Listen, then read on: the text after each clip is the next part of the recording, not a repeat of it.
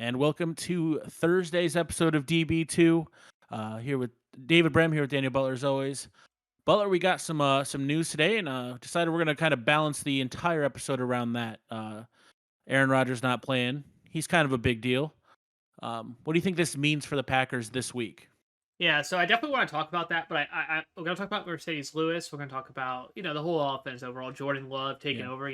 What we expect. Obviously, we'll kind of guess in there. We haven't really seen anything. I mean, it's been Rodgers since he's been drafted, but I do want to talk a yeah, little bit about Rodgers real quick. So one, I do think there's some fantasy to talk about a little bit with Rodgers based on what he told the media, which he turned out to obviously not be true. he no, he was clever and not. I mean, if you yeah, we were talking before this. Like, if you Yeah, watched it, you could clearly tell he was lying, or not even lying. Like, he was misleading. You just tell, yeah, you could tell when people are not being completely honest. And, like, yeah. that didn't look like a great answer. He Mhm. looked like he was not being completely honest there.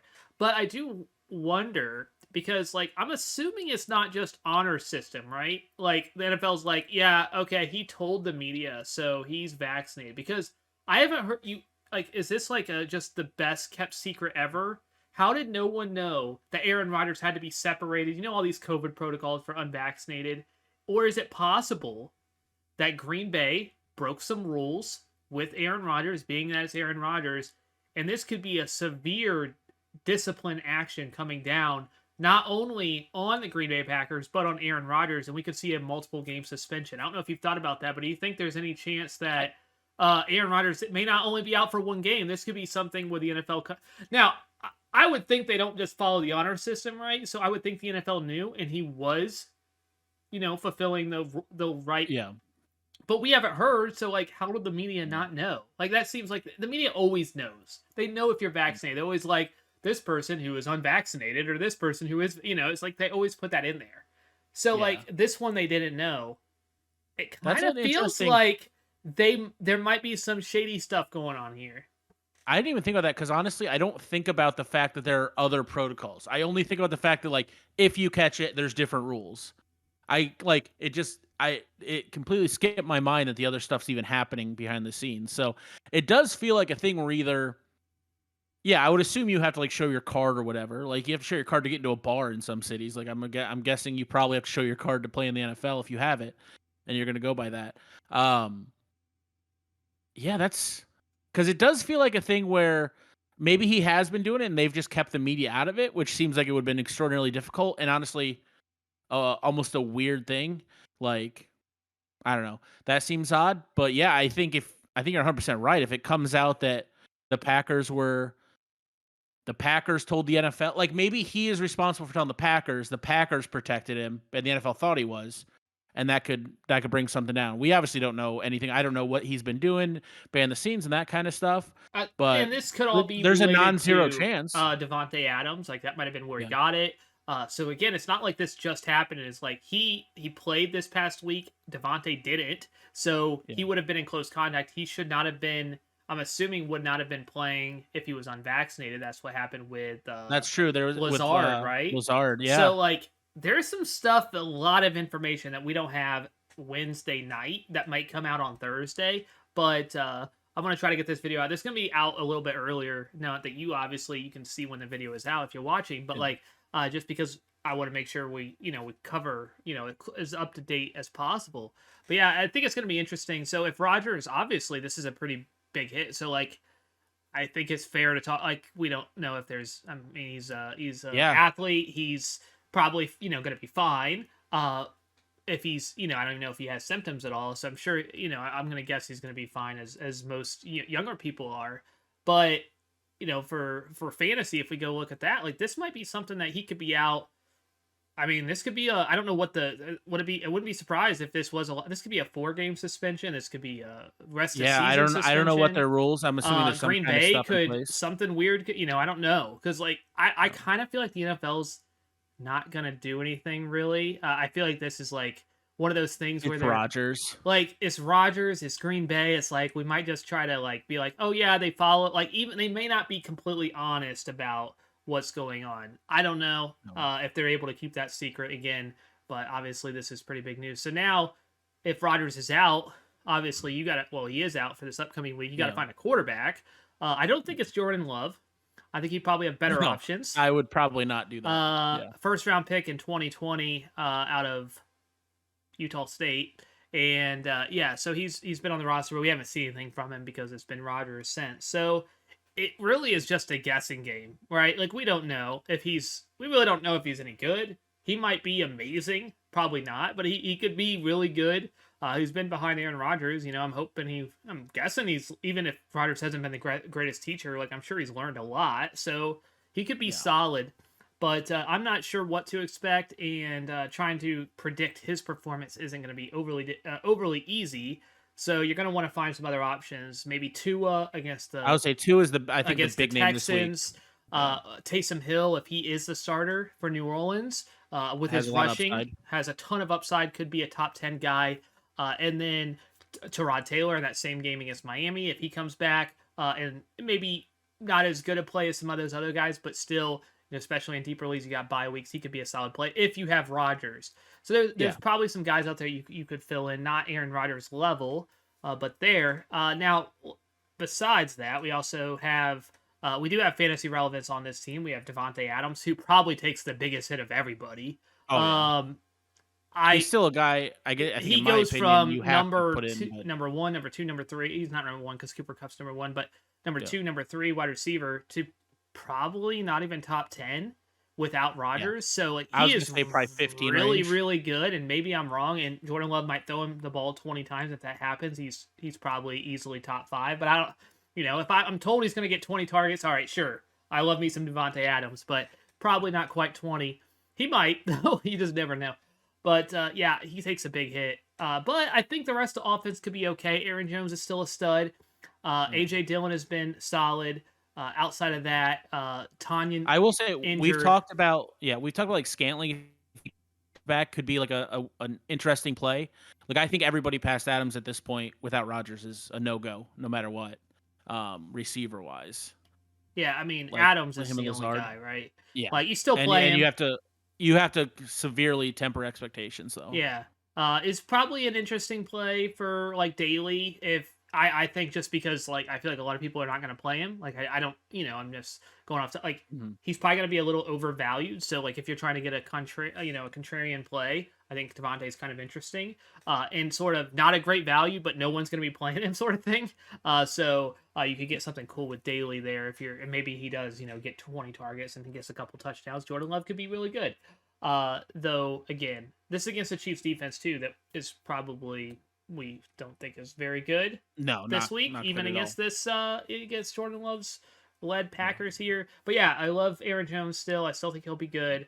But we do want to talk about some names that maybe are not much on the radar. So Robert Tanyan, I'll start there because Robert Tanyan out, I believe, for the season now. I believe so. Yeah, it was a pretty serious injury, so he's out. And Mercedes Lewis was already taking a lot of snaps. It was surprising that Tanyan didn't have more, being like the number 4 tight end last year. Granted, that was a lot of touchdowns. We saw a lot of him, and he's a name that you think could be kind of interesting. Again, whenever there's a quarterback we haven't seen before, they typically love the tight end. And really the whole office, you kind of have to not just throw everything away, and just look at it from it, but you kind of do have to kind of wait and see. And you never know. So, like, Mercedes Lewis might be somebody that he just connects with and they get good timing and could really benefit here. And as somebody that could be, I'm not saying I'm super excited. I think there's much better options this week because there's so much unknown. But could be, again, especially if it's a longer absence for Rodgers, we could see something. When tight end is such a wasteland, I mean, anytime you have something change... Yeah, I think I'm a little higher on him. Like, I think if you're in a pinch, like I'm not telling you to bench. Like, if you've got a guy you're rolling with every week and he's playing well, I'm not saying bench that guy. But if you're streaming tight ends or your tight ends out this week and you there's not a whole lot on the waiver wire, I honestly think you could do worse than Mercedes Lewis. Is it that 0 for 0 this past week that's really intriguing? It's an unproven quarterback coming in and going to need to dump it down as much as possible. Is what it is. I kind of agree NFL with that. I just don't know if the tight end in this case is going to be the recipient. I mean, Mercedes Lewis is like 80 years old, So I don't. I mean, he's um, not young. That seems I weird. feel like he's at least 80. I don't know. Like I think he was drafted I'm in taking the '06. over on. I just pulled him up. I think he was drafted in '06. So, um, I don't know. Like, I'm not saying like you have to go pick him up. He's 37, so yeah, he's not the youngest person on the field. Um, yeah, I'm not saying like jump out, go get him. But if you're scrambling for a tight end and there's nobody on your waiver wire, maybe you're in like a 12-team league and teams are carrying two, you carried one, he's out. I just think there's worse options. NFL history, I've seen enough where an unproven and a slightly uncomfortable quarterback comes in. And yes, Aaron Jones will probably catch more balls. I think Aaron Jones and AJ Dillon probably both have decent days in the receiving game. Um, I just I've seen it so many times where the tight end is the biggest recipient of a rookie or just an uncomfortable quarterback in these situations. Yeah, I was kind of interested to see where ESPN ranks these guys. Just kind of give us a ballpark. Make sure we're not just like talking out of our butt and have no idea. Make sure that we I've been kind. doing that this Yeah, entire time. Aaron Jones they have as number 7, and I completely agree. Like I look at the Yeah, 6 guys ahead, I would have him. I would have him at 7. That's exactly where I have him. sounds about right. Yeah, McCaffrey, Kamara, Harris, Eckler, Jonathan Taylor, Dalvin Cook ahead of him. I think you can make an argument to be over Dalvin, but outside of that, I feel that's fine. Behind him, Zeke, Daryl Henderson, Nick Chubb. I think he should be ahead of those guys. So I think 7 is good. yeah, sounds right. AJ Dillon at 33, and I think that's about right as well. I'd put him about 30. I think there's a good chance he gets 15 carries in this game. He had almost that in his past game as well. So anytime you're getting those types of carries, as well as a quarterback, a younger quarterback, wouldn't be surprised if there's a decent amount of catches from both running backs, Yeah, especially Aaron Jones. I think Aaron Jones still has a really nice day. We're not scared of Kansas City's defense, I don't obviously. know. And then Devante Adams, wide receiver 4. I don't know if they've all updated. I'm Uh, guessing they haven't adjusted. updated. Some I think one of them did, but some of them might not. I think because one of them has him at wide receiver 10. I think that's kind Mhm. of where I think they'll all kind of fall back because one person has a Field Yates system and wide receiver 2. I don't think that's probably going to be the case. So Yeah, I feel like around 10, and then nobody else. And then tight ends. I'm guessing Lewis is going to be pretty far down because I am. yeah. Because Uh, prior to this, I don't know. and I don't know. It's Yeah, I was weird. going I to say. almost feel like he's got a better chance with Love than he would with Rodgers, which sounds super weird, but I just Yeah. feel like Rodgers isn't going to rely on him as much as Love would. Yeah, he's not even ranked, which I was kind of thinking he might not be in the top 25, but we'll see. I really like there's some guys like in that mid. Again, it depends on your how deep your league is and how many tight Yeah. ends people own. But Kittle's coming back, so I think so he's be solid. He'll be obviously a top 10 guy. I like Conklin, Arnold from Jacksonville. Hmm. Fryermuth has been really solid for Pittsburgh. Hunter Henry, Uzama. I think that's how you pronounce it now. I know they came out. I think he said how to pronounce it, but I could be wrong. I know he said it. I saw a tweet about it, and he actually got in front of a camera and said how to say it. And I know I'm still probably saying it wrong. But Probably. Cole Kmet, there's a few guys, but I personally think he's probably around tight end 20 for me. Okay. But I will say, once you get past, for me, after you get past Dan Arnold, which is tight end 13, once you get past him, I kind of treat all these guys as kind of the same. So A like, crapshoot. Yeah. I don't really see that much difference. I see like you're just kind of throwing a dart and see what lands. So Yeah. sure, if you want to play Mercedes Lewis, or you want to play Cole Kmet, or if you want to play Evan Ingram or I just Johnny think Lewis Smith has or some whatever. decent upside. Like I'm not. Yeah, he's probably in that range. Like after those guys and in the mid teens to 20. But I think there's some decent upside if you're looking for some upside for a 1 week dart throw. 'Cause your guy, if you have Hawkinson um, for example, because you're obviously probably not carrying a second tight end, you might just need to pick somebody up this week. Yeah, and then again, there's going to be some options. You take this is a good matchup, so you might like it, like the, see what happens. You never know. Like, yeah, I mean, if you want the upside, he's a 37-year-old tight end. I wouldn't say generally you would say there's an upside, but because there's so many unknowns, Mhm. you just don't know. So I guess from the unknown, it has upside inherently because we haven't seen it. So like, it could be Yeah. really bad. He could be really good. Or it might just be like a couple catches and 20 yards, which Are we recording next week and he broke a hip and I look like an idiot? Like that. That's up. That's on the table as well. But or he does um, 0 for 0 again. she did this past week. We just, but other tight ends, there are other tight ends that do that as Yeah. well, that are ranked, they're going to be ranked 15, 16, 17, that probably get 0 points or close to it. So that's the risk with all these guys. And facing a bad defense, if you feel like they're going to have a good offense, Green Bay, if you think they're going to move the ball, that's what more could you? I mean, that's really kind of like, you're like, okay, they'll probably be able to move the ball. So as a quarterback that we haven't seen yet, yeah, he might find the tight end a decent amount. So okay, I think you Yeah. can convince yourself. I mean, that's where it is. Yeah. Like I said, I think it's pretty. We've talked about it. It helps Jones. It hurts Adams. It makes every other receiver irrelevant. That's about it. And honestly, I think if for some reason the Aaron Rodgers thing does last longer, I don't think the NFL let that happen personally, or make that happen. I guess let it happen sounds weird, but I don't think the NFL will probably come down too hard, if at all. But if Jordan Love continues, I think even those kind of fringe guys we've talked about on Green Bay, the other wide receivers are just done. Like they're barely relevant with Rodgers. They're not going to be relevant with Love. Yeah, it's kind of like with Mahomes and Kansas City. You really have the one Yeah. guy and no one else. It's just the way that with Kansas City they have a tight end obviously as well, but with Green Bay it's really just Devante and Devante. Are you telling me Adams. Mercedes Lewis is not as good as Travis Kelce? Because I don't know that I'll stand for that. I am gonna say that. I'm gonna say that prime Mercedes Lewis is not good as Travis Kelce at like 30%. So That might be harsh. yeah, 30%.